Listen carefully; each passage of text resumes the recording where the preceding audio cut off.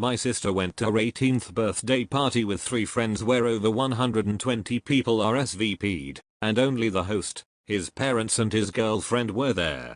What stories of complete social torture do you have?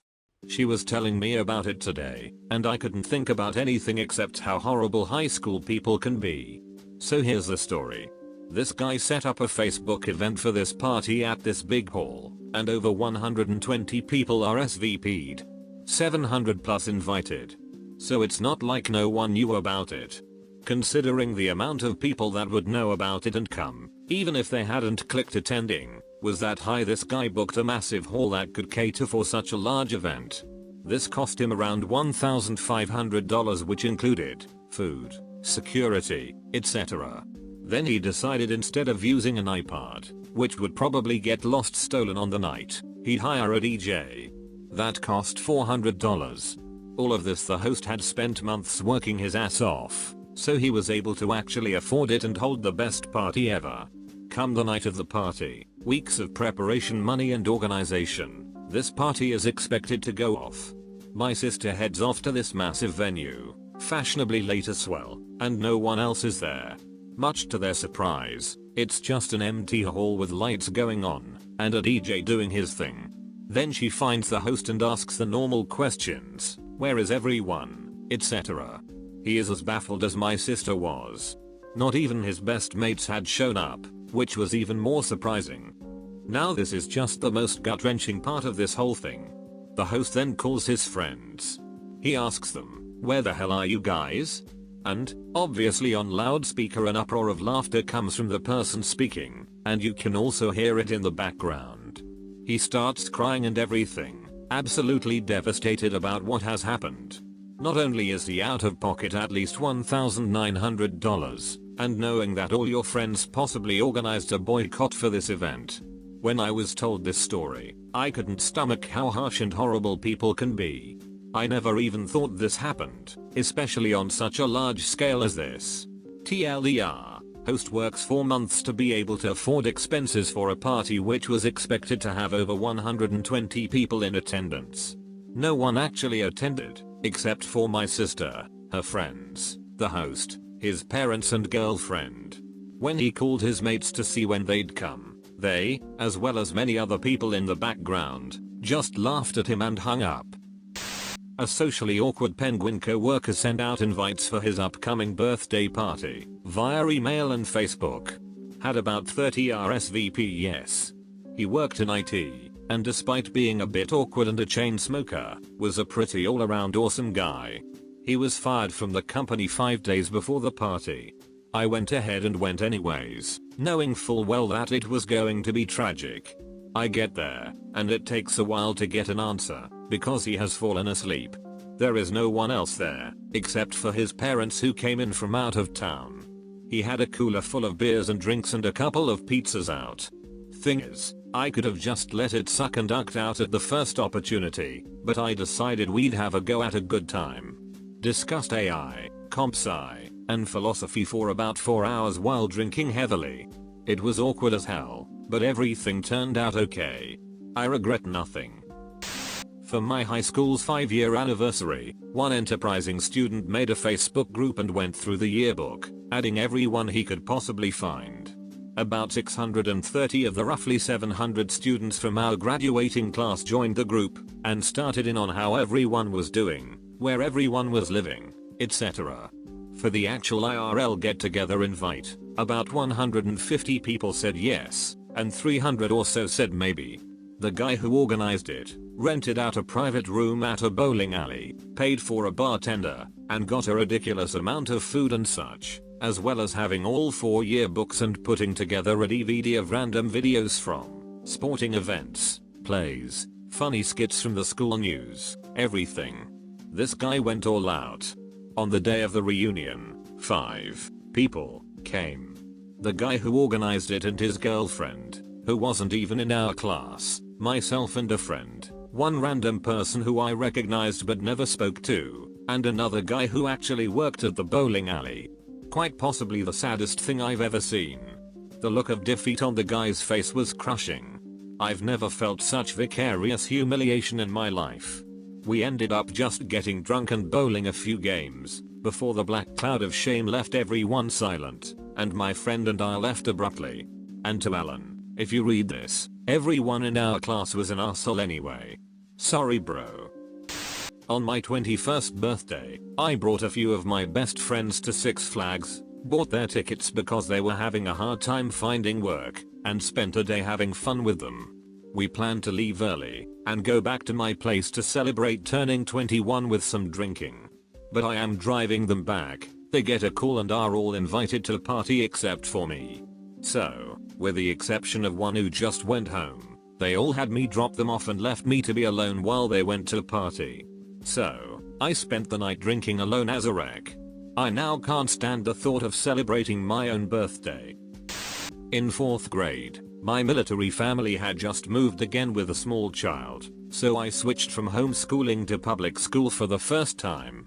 My glasses were 3/4 thick, I had a high school reading level, and I was going through a phase where my favorite game was to pretend I was a horse. I'm sure you can extrapolate from there.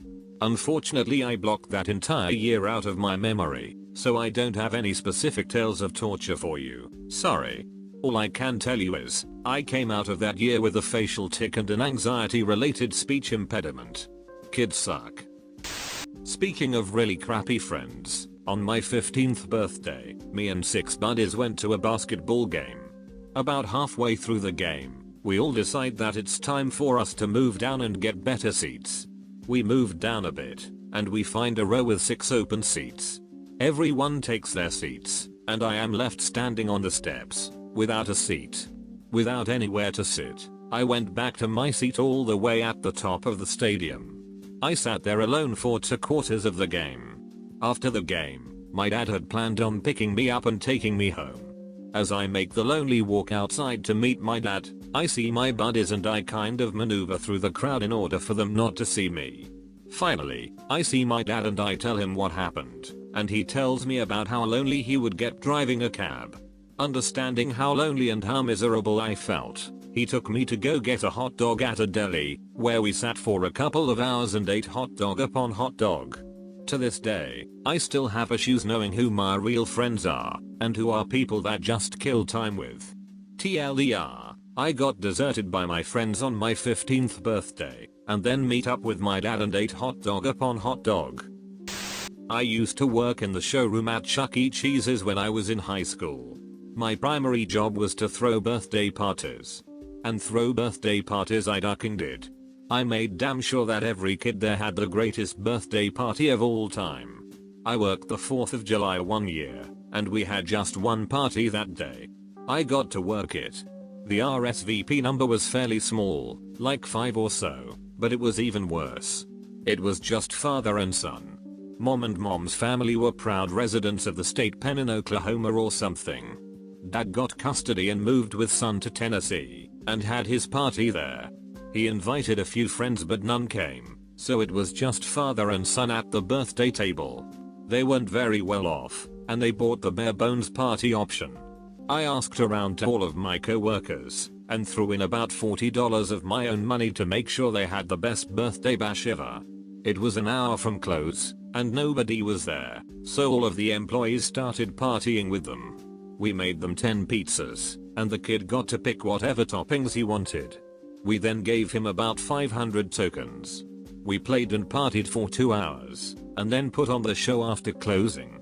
After the show, my boss brought out an Xbox, and the kid got to play Xbox on the giant TVs in the showroom. It was close to midnight when they left. My boss brought fireworks and beer, and all of us employees were gonna raise hell in the parking lot, but we decided to invite the kid too. He got to shoot off bottle rockets and Roman candles and whatnot, and his dad got a beer out of it. Later, dad brings the employees aside, and starts crying about how awesome the party was. I worked at Chuck E. Cheese's for 2 years and hated most of it, but that night was one of the best of my entire life. Went to a costume party. It wasn't a costume party. I once misunderstood what Americans mean by fancy dress.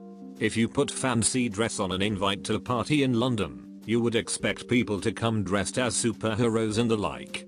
Not black tie. So, When I showed up dressed up as a ghostbuster to what was in fact a rather formal affair, I looked a tad silly.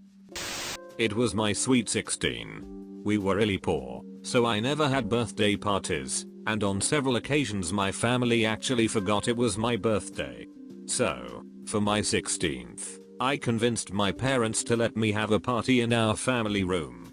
I decorated, bought an outfit, made a bunch of food, meticulously planned the music and invited over 100 people. My budget was very small and I wasn't super popular, but I wasn't a pariah, and it was a big deal for me, so I expected at least my closest friends to show. Not one person showed up. I sat there for hours in my party dress waiting. Eventually I started to cry, and my parents got mad because my crying was interrupting their TV show, so they sent me to my room. I think that was the year I realized my birthday is cursed. This same thing happened to me in elementary school. My parents moved us around a lot, so I wasn't able to keep friends for a long time. I moved to a new school and decided that the best way to make friends would be to invite a whole bunch of girls to my birthday party. My mom put this whole thing together, and only 2 girls showed up. I was devastated. I asked one of the girls from school why they didn't come, and she said, "My mom told me it looked like a child made the invitation, so I couldn't go." Bitch, I am a child. Needless to say, I wasn't very socially graceful after that. Just last night, I was forced to go watch a friend of a friend's band play some crappy gig at a hole-in-the-wall bar. They went on late after another band had already played, and the audience just kept dwindling in size. It was pretty excruciating. It took all my willpower not to look like I was in agony. Afterwards we all had to pretend they rocked out, and that we were impressed. I mean, he looked so happy, we couldn't ruin it for him. When I graduated from high school 3 years ago, I wasn't invited to a single party afterwards. Now the optimist in you might think that, oh, people must not have had any parties, everyone gets invited to graduation events. Well my friend, my dear internet friends, the sad truth is that there was one. It was held at a local country club. There were over 200 people in attendance, for a graduation event of my class of 192. How do I know this, you might ask? I was present when everyone was invited. I was watching the computer when the Facebook event creator, who was our class president, sent out the Facebook invites, and I watched her uncheck my name and 1 or 2 other kids' names before sending it. I was also present when the paper invites were given out. The school gave permission to hand them out in homeroom. I was the only one that wasn't given one in my homeroom. My school doesn't have official graduation events outside of the usual honors day, commencement and such. 9th birthday. Invited my entire grade. My mom, my little sister, and I had spent a week making a piñata by hand. We were living in extreme poverty. I got thrift store toys for presents, no complaints, though. I loved the thrift store, and they were still toys, and didn't have a lot to eat sometimes. I was later put in foster care, but that's another story. But my mom had saved up to have snacks and such, and I remember that she put so much work into making it a great party. I knew my best friend had some kind of family event that weekend, so she couldn't come, so we had plans to have a sleepover the next weekend. We sat in the yard waiting for 2 hours and no one showed. My little sister and I ended up just taking turns hitting the piñata ourselves. I wanted to cry, but my mom already looked so sad, I felt too guilty to let the tears come. Worst birthday ever. For my 20th birthday party, I was going to have a big barbecue. I bought the meat, the cake, the corn, the everything. I invited 50 people. No one showed up. Not one person.